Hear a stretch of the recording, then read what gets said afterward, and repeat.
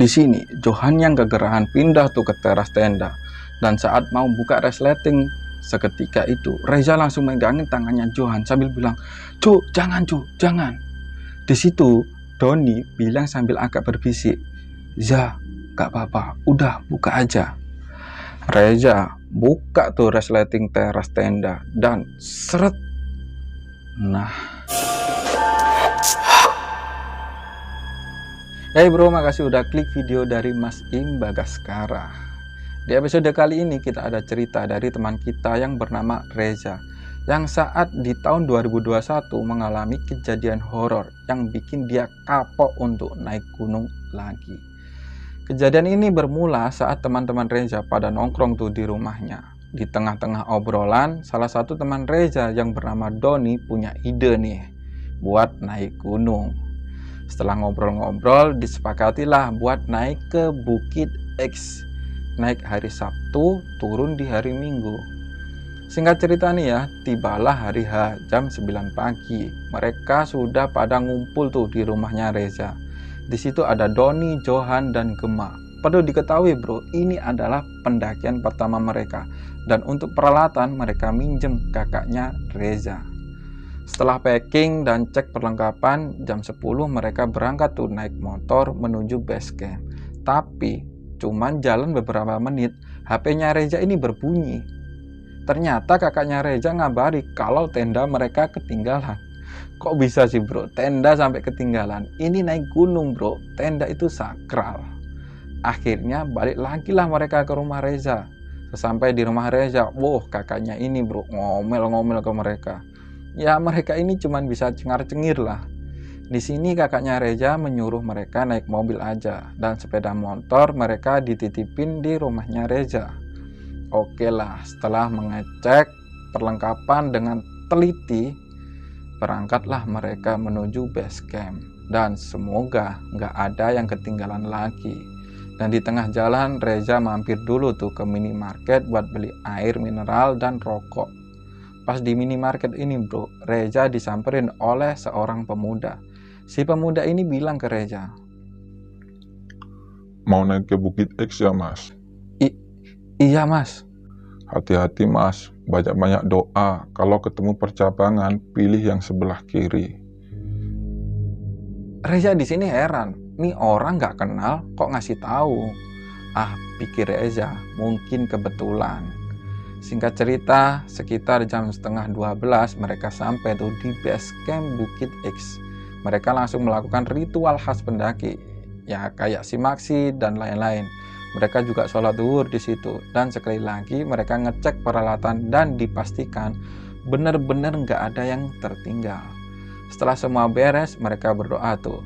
Selesai berdoa, pendakian pun dimulai.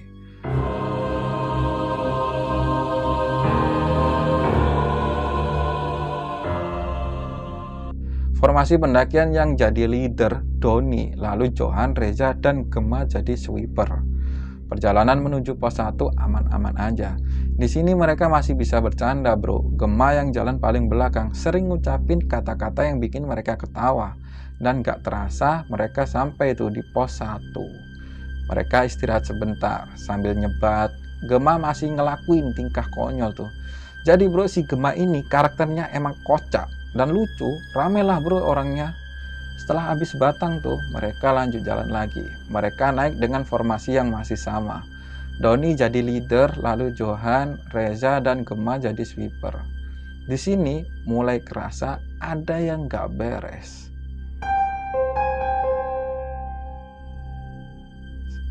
Reza ngerasain kalau pundaknya ini bro, berat banget. Kayak gendong sesuatu, entah mengapa. Gema yang biasanya cerewet jadi pendiam. Meskipun Gema ini diajak ngobrol tuh, jawabannya cuma sekenanya aja. Dan perjalanan menuju pos 2 ini lama banget, karena si Reza sering ngajak berhenti. Menurut informasi yang mereka baca di internet tuh, jarak pos 1 ke pos 2 kalau jalan santai ditempuh 30 menit. Ini udah sejam masih belum sampai, ya karena sering istirahat. Dan ternyata yang ngerasain kalau pundaknya berat ini bukan hanya Reza, tapi Doni dan Johan juga ngerasain hal yang sama. Mereka ngerasain kalau di pundaknya ini ada yang nangkring. Padahal Reza, Doni, dan Johan cuma bawa tas ransel. Cuman Gemma aja tuh yang bawa carrier. Setelah melakukan perjalanan selama 1 jam lebih, akhirnya mereka sampai tuh di pos 2. Dan pos 2 ini Gemma masih diem aja tuh. Kayak ini orang nyembunyiin sesuatu gitu. Kira-kira mereka istirahat 10 menitan, mereka lanjut jalan tuh menuju pos 3. Di sini pundak Reza udah enteng tuh, udah normal. Termasuk Doni dan Johan juga ngerasain hal yang sama. Seolah-olah beban di pundak ini hilang gitu aja bro. Plong.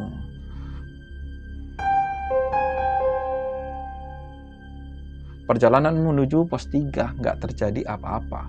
Sesampai di pos 3 mereka nggak istirahat tuh dan langsung jalan menuju pos 4.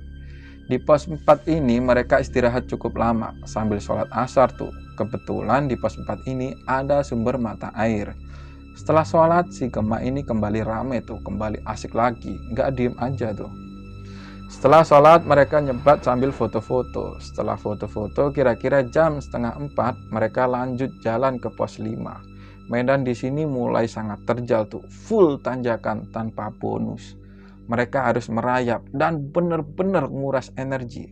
Setelah melewati tanjakan tanpa bonus tuh, mereka sampai di pos 5. Karena udah sore, mereka istirahat cuma sebentar, lanjut naik ke puncak. Dan trek menuju puncak ini makin terjal.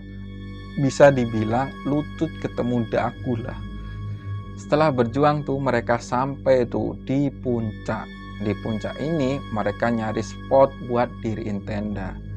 Johan langsung nunjuk di salah satu tempat. Tapi di situ treknya ngeri banget bro. Jalan cuma setapak, kanan kirinya jurang. Karena mereka udah nyari-nyari spot di puncak dan gak ada spot yang datar, dipilihlah spot itu. Setelah sampai di lokasi, mereka langsung bangun tenda dan flysheet. Setelah tenda dan flysheet udah jadi, mereka foto-foto. Dan di sini lagi-lagi Gemma jadi pendiam. Kayak mukanya ini resah. Singkat cerita, setelah makan malam, mereka ini tiba-tiba ngantuk. Ya mungkin kecapean bro. Di sini Reza meski ngantuk, tapi Reza nggak bisa tidur. Karena Reza ini ngerasain seolah-olah diawasi oleh sesuatu. Di sini Reza cuma bisa merem melek, dipaksa tidur, nggak bisa. Tiba-tiba Gemma bilang ke Reza, "Ya, kenapa ma? Perutku kok tiba-tiba sakit ya?" Ya udah tak bikinin air hangat ya.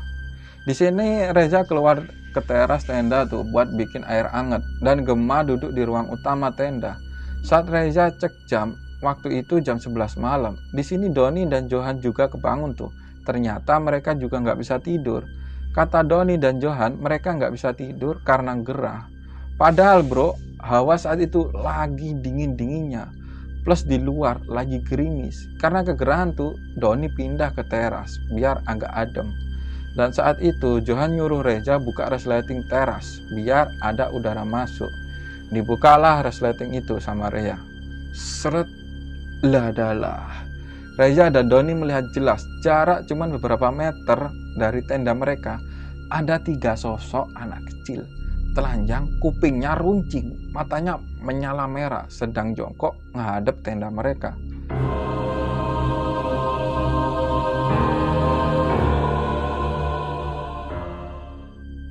Seketika Doni langsung nutup resleting dan langsung masuk ke dalam, sedangkan Reza cuman melongo. "Don, kamu kenapa sih?" Di sini Johan yang kegerahan pindah tuh ke teras tenda dan mau buka resleting. Seketika itu Reza langsung megangin tangannya Johan sambil bilang, "Cu, jangan cu, jangan." Di situ Doni bilang sambil agak berbisik, "Ya, gak apa-apa, udah buka aja." Reza pun buka resleting teras tenda dan seret, gak ada apa-apa. Reza tengok tuh kanan kiri dan gak ada apa-apa bo, kosong. Singkat cerita mereka berempat bikin jahe anget tuh sambil bercanda-canda. Doni sama Reza nyebat di teras dan tiba-tiba Reza ini teriak, "Allahu Akbar." Di sini Reza dan Doni melihat ada sekelebatan bayangan hitam. Langsung tuh Reza dan Doni matiin rokok dan masuk ke dalam tenda. Tiba-tiba ada seorang pemuda datang nyamperin tenda mereka. Mereka berempat kaget tuh. Tiba-tiba ada pemuda nongol di depan tenda mereka. Dan ternyata pemuda itu juga seorang pendaki dan ngecamp di samping tenda mereka. Akhirnya mereka ngobrol-ngobrol lah di situ. Gak lama, 3 teman pemuda itu juga datang ke tenda mereka. Sekitar jam 1 dini hari mereka baru pamit balik ke tenda mereka. Tapi di sini Reza ngerasa aneh. Jadi gini bro, kalau orang bikin tenda, seenggaknya ada suara kan ya, entah suara ngobrol atau apa. Ini bro, gak ada suara, tahu-tahu ada tenda di samping tenda mereka. Akhirnya mereka berempat tidur tuh, cuman beberapa menit Reza ini kebangun gara-gara terdengar suara ketawa anak. Suaranya berat. Reza di sini udah ketakutan tuh. Dia bangunin teman-temannya. Don, bangun Don. Majo, oi bangun. Tapi mereka bertiga nggak bangun-bangun. Dan suara itu makin kedengeran. Dan tiba-tiba resleting tenda ada yang mainin. Krek, krek, krek, krek. Dan terbukalah pintu tenda. Muncul tuh sesosok kepala anak kecil dengan telinga panjang, mata merah menyala. Kepala itu nyengir ke Reza.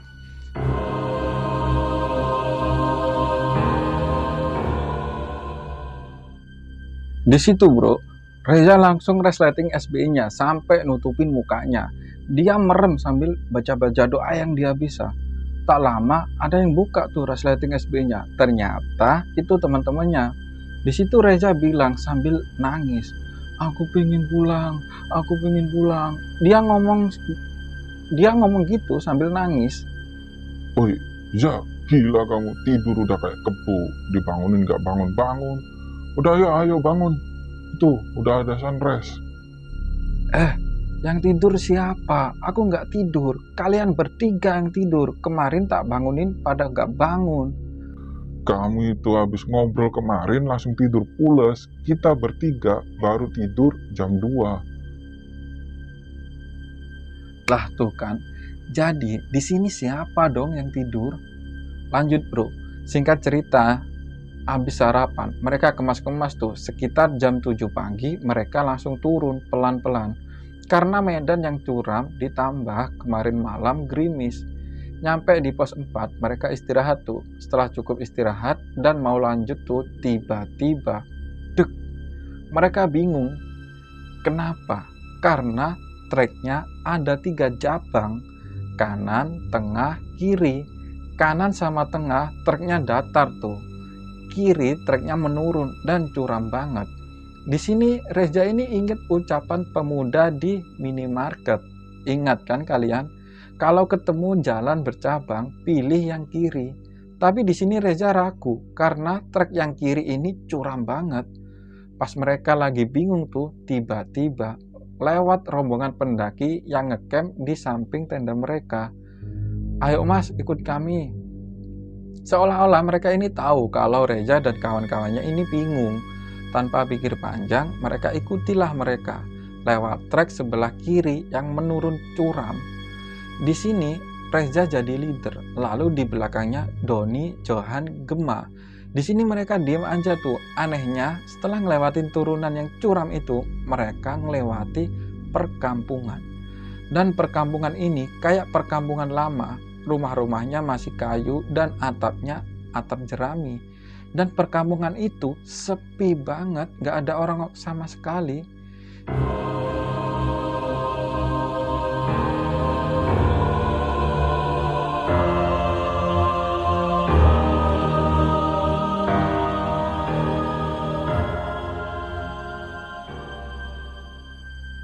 Di sini Doni megangin pinggangnya Reza, erat banget.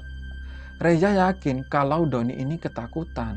Setelah melewati perkampungan itu, rombongan pendaki yang nunjukin jalan itu berhenti dan bilang ke mereka, Terus jalan aja mas, kami istirahat dulu. terus jalanlah mereka. Gak lama mereka udah sampai aja tuh di pos 1. Makin bingung aja mereka, pos 2 dan 3 kemana? Di pos 1 ini mereka nggak istirahat dan lanjut terus biar cepet sampai base camp. Di perjalanan ini mereka aman tuh, nggak ada apa-apa hingga sampai base camp. Sesampainya di base camp, wow, mereka langsung sujud syukur tuh, dan gak henti-hentinya bilang, Alhamdulillah ya Allah, Alhamdulillah ya Allah. Gema bilang, kapok aku, ini terakhir aku naik gunung. Reza pergi tuh ke pos petugas base camp buat laporan. Di pos ini Reza tanya tuh ke petugas, siapa aja yang naik ke puncak. Di sini Reza kaget dan melongo. Petugas base camp ini bilang ke Reza, yang naik ke bukit ini cuman rombongan kalian aja. Nah tuh kan. Dan emang di buku petugas cuman tertulis nama Reza aja, gak ada yang lain. Lah terus yang ngecamp di samping tenda tadi siapa? Oke lah tuh, setelah makan, istirahat, bersih-bersih, ganti pakaian, mereka pulang tuh ke rumahnya Reza. Singkat cerita, mereka berempat selamat sampai rumah. Gak ada yang kurang sedikit pun. Seminggu kemudian, Gema, Doni, Johan ngumpul lagi tuh di rumah Reza. Di sini Gema cerita, saat di perjalanan pos 1 ke pos 2, ingat kan kalian? Saat Gema ini diem aja, di sini pundaknya Reza, Doni, dan Johan yang kerasa berat. Ternyata di pundak mereka nangkring sosok anak-anak dengan mata merah, telinga panjang. Mereka nangkring satu persatu di pundaknya Reza, Johan, dan Doni. Dan si sosok anak-anak ini ngadep bro ke arah Gema.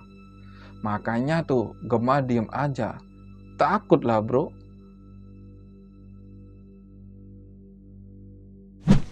Oke, sampai di sini ceritanya. Dan itu pengalaman mendaki pertama dan terakhir kalinya bagi mereka berempat.